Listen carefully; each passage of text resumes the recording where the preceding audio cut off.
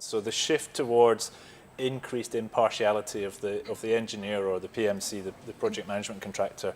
I'm going to come to you, Colin. How, Susanna has outlined earlier why this is a central issue, but how big a change would this, I mean, is this just something that's sort of gradually become a problem, or is it fundamental to the way construction works in this region? It's been an issue for a long time, but one that's becoming increasingly apparent. There's quite a few high-profile projects where one of the key tensions on the project, which has had, in some cases, numerous issues, has been this relationship and how the consultants acted, and quite often in disputes, which, Susanna, you might be able to talk about a bit more with a bit more authority than myself.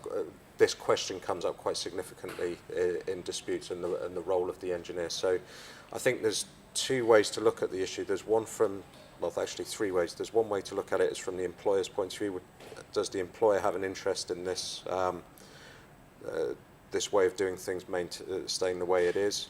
Logic would say probably yes, because they've got a situation where they've got control over the consultant. However, I think that's a little bit short-sighted, because ultimately it can impact the delivery of the project, can cost more money, and in extreme cases, as I mentioned, can lead to project failure. So I think the employer has got vested interest for that. I think from the consultant themselves, that's an important thing, that they don't particularly want to end up in a legal or an arbitration type situation where their professionalism is being called under question. It's bad for their reputation, and I think ultimately it's not the role that they want to be playing anyway. They're just forced into it through a sort of a contractual arrangement or a financial arrangement they have with their paymaster.